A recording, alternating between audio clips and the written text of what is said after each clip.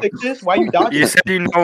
You said you know more about metaethics, so just debate me on it. Don't try to knowledge Yeah, with maybe me. I have a privated language. What do you take metaethics to be? Maybe I have a privated language. This guy cannot be real. This guy cannot be real. Why are you doing this little autistic laugh as if it's gonna save What him? if I have a privated language? Yo, that was not what you thought it was. I don't know what you thought that was, but it did I don't not know. eat. That was not what you thought that was.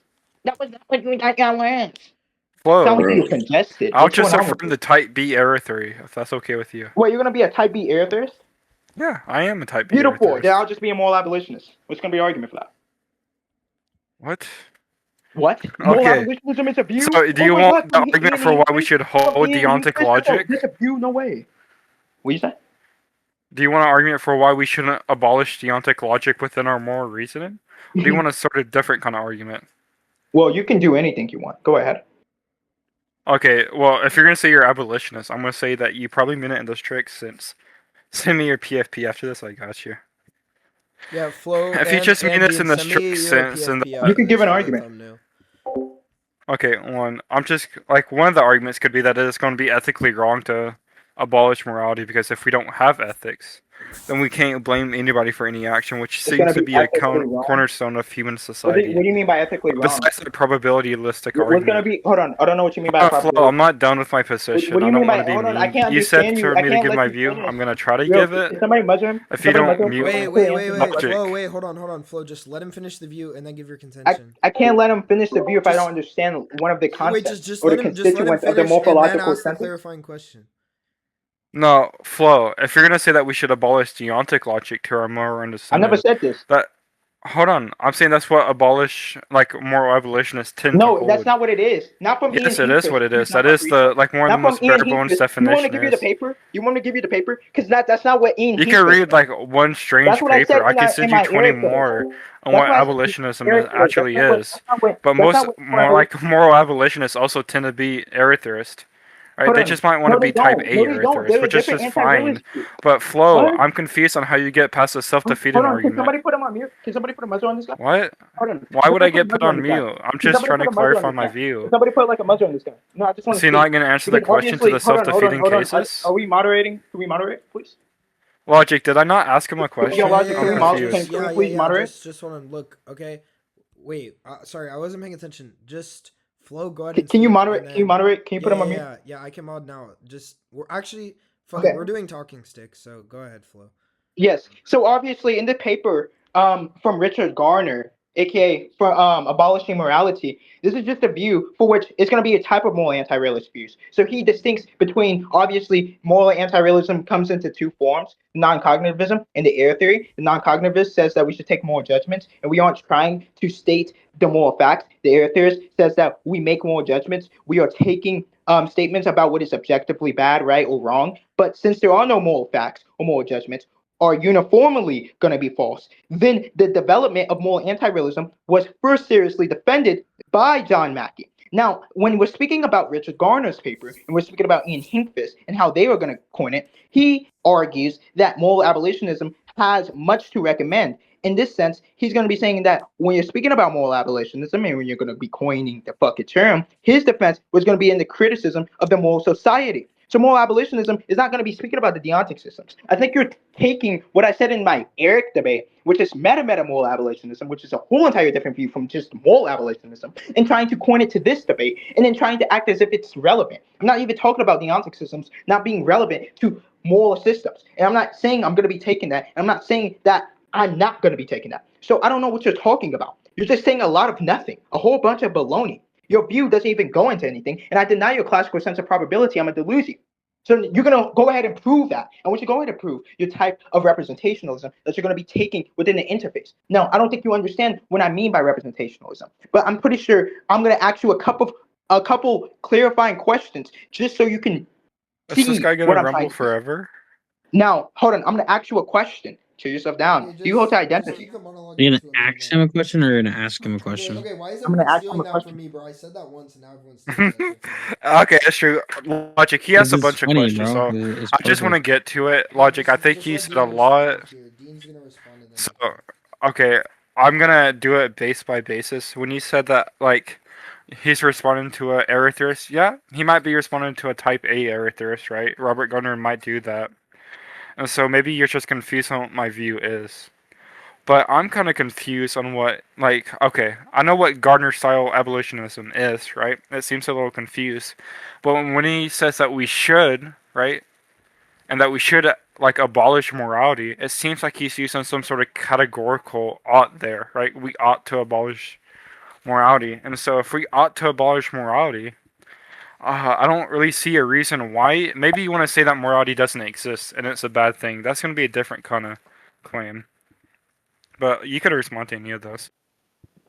Yeah, so all he said is he might respond to type A. I'm not saying he's responding to type A, you dumb fuck retard. And I'm not saying he's responding to type B, because that's not what he's trying to do. I told you what he was responding to, and what his response and his defense was. It was going to be towards in his criticism of the moral society, you dumb fuck retard. So you're obviously going to track that because you're fucking retarded. And then you're saying, oh, he's taking a categorical ought there. I don't see any reason why. And maybe you're going to be saying that you're denying the existence of morality. Now, I don't even know what it mean for morality to even have existence, or what does it even mean under your semantics of existence. So that doesn't make sense to me. Now, when you're speaking about him abolishing morality, we're talking about the sayings, the utterances. Now, I'm going to take you down this road, and we're going to just hold your hand for a second, okay?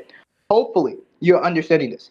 It's talking about the advice of moral abolitionists to stop making moral judgments. The contrary advice is the moral fictionalist, which is supposed to retain the moral language and the moral thinking. Now, obviously, you don't know anything I'm talking about. You're absolutely getting blown out. You absolutely don't understand anything I'm saying. Now, we're going to ask you this, and we're going to pray and pray you actually contend to what I'm saying, okay? And actually answer my question. Do you hold to identity, you dumb fuck idiot? Okay. Besides the Rumble Fest, I don't really feel like I got a clear counter argument to what I said. Besides you just kind of saying, "Well," and trying to mock my voice. All I asked you is if you're gonna think we should abolish the way we use should and oughts and stuff like that and moral utterances, but you tend to use a normative term when you define it like that, i.e., should, and this is one of the main objections to abolition. It doesn't really make sense, right? Maybe you actually want to give a argument instead of trying to go off the topic and talk about identity, because my theory of identity isn't going to matter. And we both agree that there is nothing that exists that makes morality objective, right? I don't think morality is an existent thing, right? So maybe you're just confused on what I meant. So, like, if you just agree that morality isn't existent, like, I would agree with that, right? That's fine. But I don't see why we should abolish morality just because you think it doesn't exist. I'm not seeing a motivation here besides you trying to question me. This just seems a little sad. Maybe you want to give an actual coherent argument this time. I have faith in you. I don't think you're a complete retard. I think you can give the motivation for the view. I mean, he lays it out in his first paper on the topic. I don't know. It shouldn't be this hard for you. Absolute dialectical donut. So we're gonna try this one more time, and hopefully he can actually track this. He said, if you're gonna think we're gonna abolish the way you use should and oughts, that's not what we're talking about, you dumb fuck retard. We're talking about abolishing moral judgments, okay? We're not talking about the way you're using should and oughts, because we can have should and oughts being domain or cross-domain relative to when we're speaking about global expressivism, which can be talking about economic domains as well. We can go into economic domains with global expressivism, because obviously it's gonna be expressivistic in those domains as well. Or you can have it being a legal talk, right? We can have different domains for which we're going to have shoulds and oughts. Now, when you speak about the domain of moral, and I'm going to say this again, moral talk, you're not going to be saying we're abolishing it insofar to its deontic systems, but we're saying that we should stop making the judgments, the moral judgments, insofar to our utterances, our inscriptions, our morphological unitary senses, etc. Now, the theory of identity don't matter. No, you're fucking retarded. Obviously, when you're talking about morality and when you're talking about what ought to be happening, you're going to be having identity conditions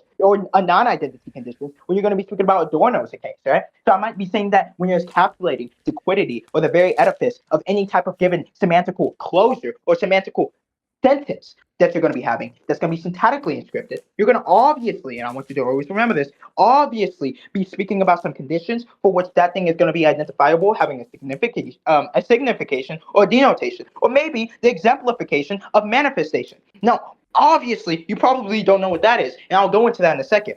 But you also said, I don't believe in morality being an objective existence, and I don't believe morality even exists, but that doesn't mean that we shouldn't even start using it.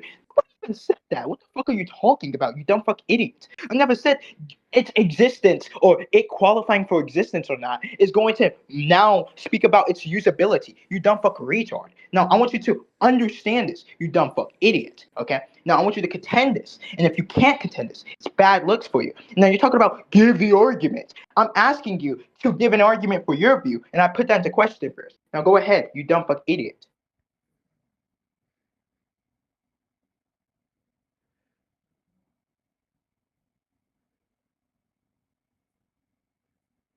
Sorry, I was muted. I just want to point out he started the debate trying to defend his view. Now he wants to run into my argument, but that's okay. He said that Gardner wants to say that we should abolish moral judgments. Yeah, I mean he does say that, but more specifically, judgment statements and stuff like that. So should an obligation, so that's the search, would be what he's referring to. And so, if that is the case, I'm just applying a simple companions and guilt argument here. Right? We use should in the epistemic sense here, so why should we not use should in the moral sense? It's not a hard question. And for the theory of identity thing, if we both agree morals don't exist, right? I'm not too caught up on that. Like, I think even Robert Gardner might want to say that they're, like, he's a cognitivist and that he thinks moral statements are truth apt. But that's a different kind of conversation. Like, did you mean to ask me what it would take for morality to exist in the stricto sense? Is that what you meant to say? Because if that's all you asked, it's just going to be that if there's an all things considered obligation, that is categorical, right? That's just a standard type B error theorist, which if you actually read, like, any of Booth's work, you would know that that is just how he defines it, right? That there's two main semantical theses to the type B error theory. Not semantical, sorry, metaphysical thesis. The metaphysical thesis A is that there is no fact that exists that is required for morality in the stricto sense. And then he clarifies it more by saying that there is no, in all things considered, categorical obligation that is required for morality to exist in the stricto sense. But it seems like you don't even know the basics of that. No, I'm just going to ask my final question again, right, for the 5th time. Why do you think we should abolish morality, right? Especially if you're going to use some sort of deontic judgment there. Alright, why should we get rid of deontic judgments in one case and not get rid of them in all cases?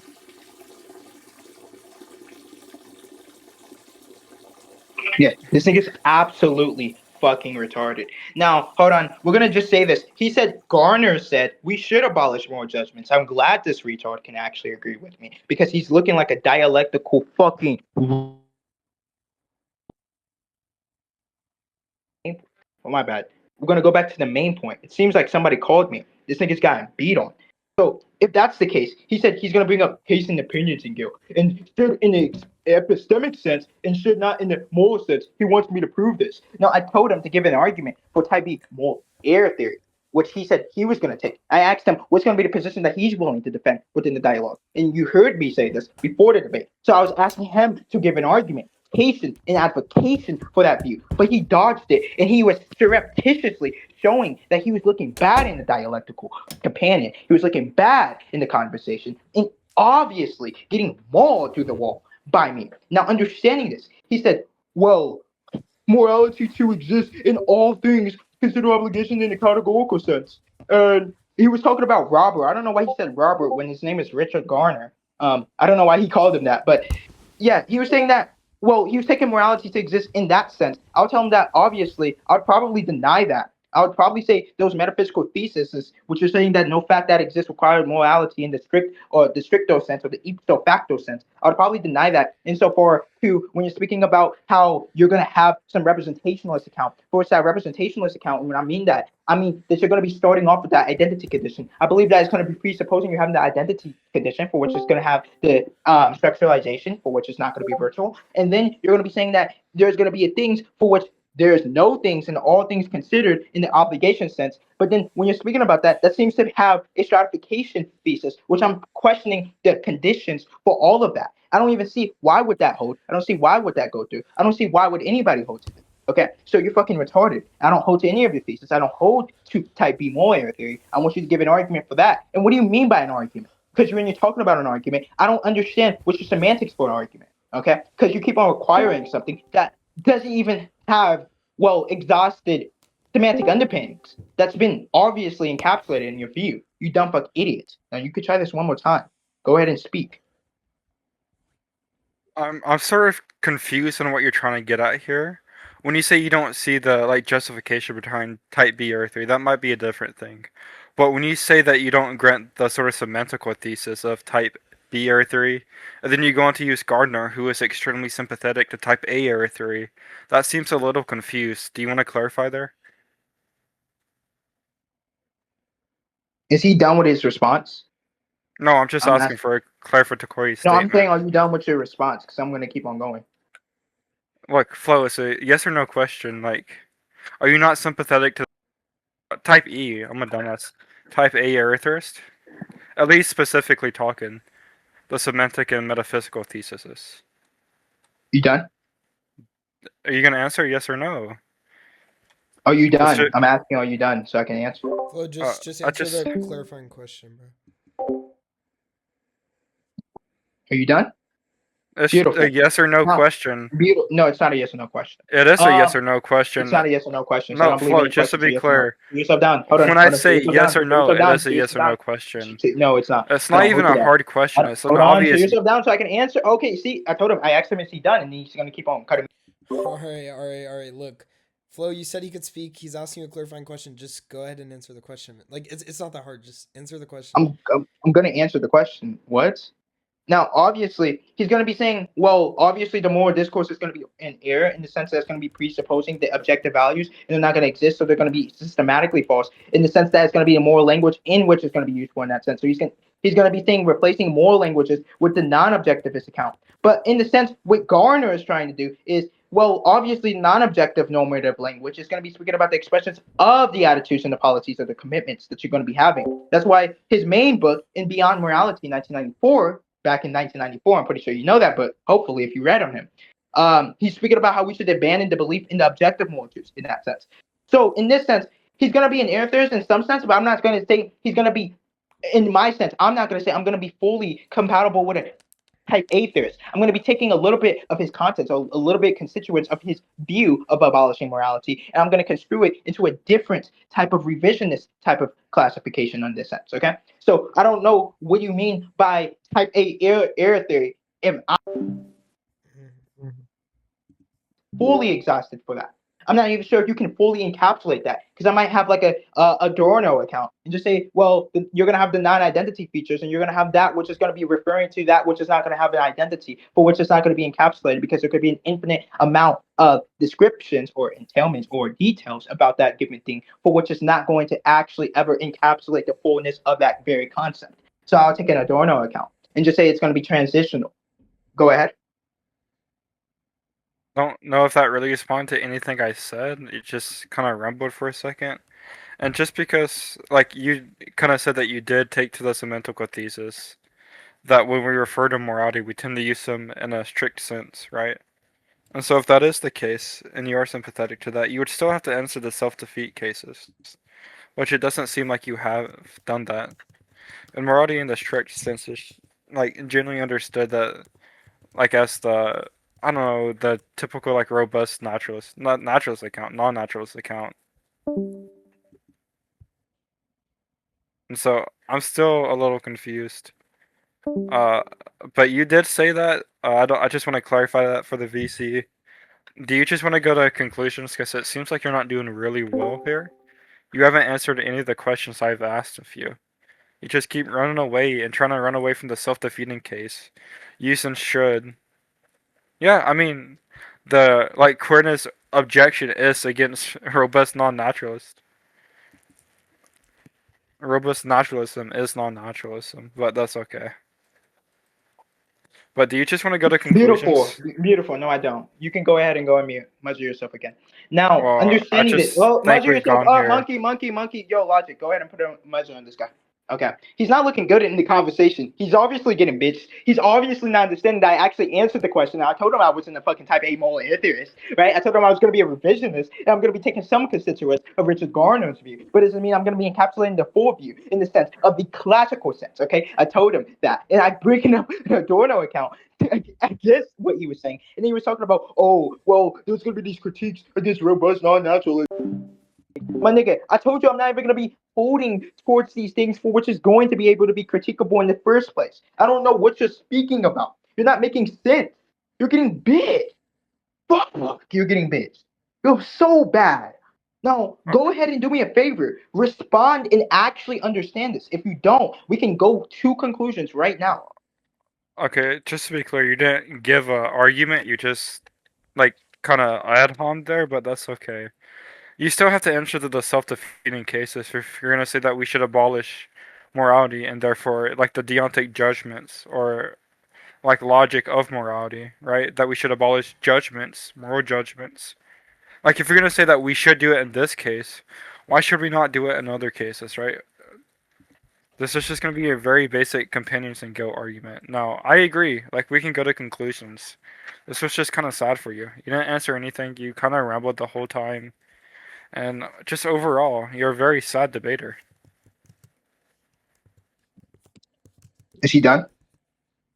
Beautiful. Yeah, no, we're not going to go to conclusions because you now made it a response again. I've already told him I wanted him to give an argument. One, when I was speaking, that was just my view, abolishing morality. But I asked him to prove the type B moral error theory because he said he was going to be taking that. No, obviously, when you're talking about abolishing it in another sense, that's not a self-defeater. That's just a question. You dumb fuck idiot. Okay, the companions argument doesn't do anything toward me, right? And you're just saying, oh, if the foundations, truth, facts, and things are going to be gone, then why you keep the challenge and all these other things? Well, it's going to be the revisionist account, you dumb fuck idiots. Okay, now obviously you're going to have the organizing points for which you're going to be replacing this point. So you could just say the moral discourse is going to be systematically false, and then if we're going to continue it, it's not going to help. So you can just take the alternatives insofar to reinterpreting it in the sense that we eliminate that point, and then you can have the functional points for which is going to have and it's not going to be robust in the metaphysical sense, but you can have maybe a robust linguistical apparatus. For it's just robust linguistical apparatus can have some ontological engineering, and that robust linguistical apparatus that has ontological engineering seems to have radical translatability accounts. In this sense, we would say it's not going to be meaning insofar to its analyticity, but based on its background evidence and given any empirics that might have been structuralized from the virtual conditions. So hopefully he can go against that. Now, if he thinks this is not a response, and if he thinks this isn't actually answer or actually proven the other domain territories, then we can definitely go to conclusions. I would love to see if he's going to actually be able to do this, right? I said we could go to conclusions if you don't respond, okay? Now, obviously, he didn't track that. Now, this is bad for him. He's getting absolutely blown the fuck out. Absolutely mauled to the fucking wall. Now, try this one more time. I'm going to ask you this, low tier Dean. Can you actually go against this argument? And can you actually go against the fucking Adorno argument? And if you can't, then it seems that nothing you're saying is going to be fully encapsulated, and it's never going to actually go into the description. Good bitch. Now, go ahead. Oh, okay, I'm not serving it. Just to be clear, when you say that, oh, I could just take this account or this account or this account, you're not really responding to anything or giving a motivation. You're just stating the view over again. I don't know if you wanted to give an argument or not, but sadly, that wasn't an argument, right? Stating the view of something is not going to be an argument. Do you just want to go to conclusions? I'm going to respond to this. So go back on mute. Be a good little bitch. So I just want to go to conclusions. No. It's been 20 minutes of this back and forth. I think we really should just go to conclusions. I want to respond from the meds on Logic, can we just force... Logic, I see you in the chat. Thank you for putting Logic. Logic, it's the same thing over and over again.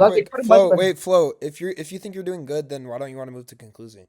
Yeah, hold on. I just want to speak real quick. I just want to give my last point because he said something. Okay, so last point, and then we'll move to conclusions. That's fine. I bet. Let me get my last point, and then we can go to conclusions. So obviously, I asked him, and I put into question what was an argument. I might not even hold to semantics. I even asked him, I don't see any good semantic underpinnings. So he keeps on asking for something, and he keeps on asking for things that obviously I don't even understand. I don't even understand what he means by an argument, right? He didn't even cash that out for me, right? You can have different argumentation theories. You can mean different things by arguments, right? So maybe he's speaking about arguments in a premise one, premise two, but maybe I deny premises, right? I could deny conclusions. I could deny your theory of argumentation. I could take reasoning level patterns or object level knowledge as arguments under a unified argumentation framework for knowledge qualification. So obviously he doesn't understand it. And maybe my claims that I've been given this whole entire time is actually going to be considered as arguments given default claim. So I'm going to be saying this right now, since this is my last point, and we're going to be saying this is the last point. This is going to be the default claim. Everything I've been saying, I'm going to be taking like a default logic. All I've been saying was default claims. All I've been saying was object level reasoning. Object level knowledge and reasoning pattern knowledge. Levels. My bad. Reasoning pattern levels. So I'm sorry. So understanding this, all of these things under the unified knowledge qualification argumentation framework is going to be arguments. You dumb fucking idiot. So understanding that this is an argument, I have given arguments, I have given indications. He hasn't went against anything I've said, and understanding that we can conclude. That's all I needed to say. Everything else was bad. All right, great. It's bad. We'll move to conclusions. It's so bad. Then, who wants to go first? It's bad. It's bad. I don't care if he goes first. I can go first. I can go first. I want to give it. The retard is done like a special. Yeah, I'm gonna start using that, bro. That's so funny. I can't lie. I love that. Okay, I don't know. I use it so much. Okay, you want to go first or me? Yeah, Flo, you can go ahead and give your closing first, man. Okay, beautiful. 1 second before I go. Let me get this real quick. Okay, so this incompetent, socioeconomically lack of social cues, type of being, an entity, holy fuck, didn't go against anything I've said because of his dialectical imperfectionism. So when I started off with the conversation, I asked him what's going to be the view that he is willing to defend within the dialogue. Obviously, he couldn't encapsulate that I'm trying to ask him to defend it. Kept on running away. Then he tried to say type B moral error theory. I'm sorry, somebody's mic is going into some way. Yo, Prophecy, can you go on mute? Then he tried to say, I'm going to be a type B moral anarchist. And I told him, okay, sure, then I'll just be a moral abolitionist, right? Moral abolitionism is also a type of fucking moral anti-realist view. He's going to keep on getting bitched from that. Now, understanding this, that I'm going to be a moral abolitionist, I told him, I bring up a Richard Garner paper. Now, I never told him I'm going to be embracing everything of Richard Garner. I just told him that I'm going to be using a little bit of Richard Garner's fucking abolishing morality view. Now, what he assumed is I'm going to be abolishing the deontic systems because he's looked at my Eric debate and he thought I was going to do the same thing in this fucking debate because he's a little bit of a retard and he doesn't understand anything. He doesn't understand advancements. He doesn't understand proliferation. Now, getting back to the main points. Now, he started to ask and put into question. I want everybody to remember this. What's going to be the argument for any of what you're saying? What's going to be the argument for abolishing morality? Because I can give these arguments, and these arguments is like, well, it's going to be self-undermining. Because why should we, abolish morality and moral judgments, or abolish moral judgments in one domain, and say we ought not to make these judgments in this domain, but not in other domains? One, that's a question, not a fucking argument. I told him this in the debate. He didn't listen. But we can keep on going. Understanding that this is going to be an interrogative, that's not going to be an argument, and not going to help him in any type of way, and not going to be an objection. He also assumed I was going to be taking a robust, non-naturalist stance. I went against that. I bring up Adorno's accounts, which basically is going to be saying that nothing he's going to be saying is going to be fully encapsulated. It's not going to be fully meaningful. It's never going to actually be fully description, which he's assuming identity conditions, which I told him that we can have non-identity features. Obviously, he couldn't encapsulate that. And I told him there's going to be infinite details for which is going to be left out. Understanding that is going to be pointing to something that's not going to have an identity. Now, understanding this, he kept on saying, when you say you give this account and this account and this account and this account and that account and this account, this is not going to be an argument. I told him, obviously, I don't even know what he means by arguments because how I take arguments is going to be different from him. I told him I can take a preference-based argumentation framework for which we're going to go into object-level knowledge and we're going to go into reasoning-level patterns for which these are going to proliferate confidence and give us acceptability conditions, right? He doesn't understand that. So these are all going to be speaking about argumentations insofar to a preference-based relation, where we have the preference relation. He's genuinely getting bitched. Now, understanding this, I'm beating the fuck out of him. He's getting absolutely fucking beat on, just like his fucking dialectical bifurcation. Like his pedophile just kept on hitting on him, back to back to back to back. He's an absolute buffoon. fuck, this is bad for you. Now you can actually give your fucking conclusions. I summed up pretty much most of what we needed. That's important. Right, Go ahead. Nice conclusion. Try to keep it to a minimum though, Dean. I probably should No, have I got you. regulated that. Yeah. That was horrible, but I mean, at first I just said I was gonna defend type B or 3, and I said that he like immediately interjected to how you going to defend that, like assuming, oh, that's my goat right there. You can keep talking while I'm talking. It's okay. But he said that is a like moral abolitionist, and so I asked him like that seems to be sympathetic to type A area theory, especially when he was a gunner who uses this sort of language. And then he also said that we should get rid of moral judgments. But he said that he wasn't gonna get rid of oughts and shoulds and stuff like that because those aren't moral judgments or whatever. It was really unclear what he meant by that. I don't know if he was just confused, but other than that, I brought up the self-defeating cases. I brought up companions and guilt, and he just didn't address any of it. He just kind of mocked me, and then just went off to ask me about my theory of argumentation and stuff like that, which is kind of irrelevant for the metaethics debate. It just kind of signals that he doesn't know what he's talking about. And then I gave an account for what kind of like realism the type A error theorist says that the semantics of morality is about. And I said it's going to be in the robust realist sense. And then he kind of denied that, which just seems like a blunder. Like, obviously, that's what Mikey was referring to. That's why he brings up queerness objections and stuff like that. He didn't really address that. He just kind of rambled past that. And just overall, throughout the debate, he did horrible. He didn't answer any questions. I don't know. Do we just want to kick off to my GOAT logic?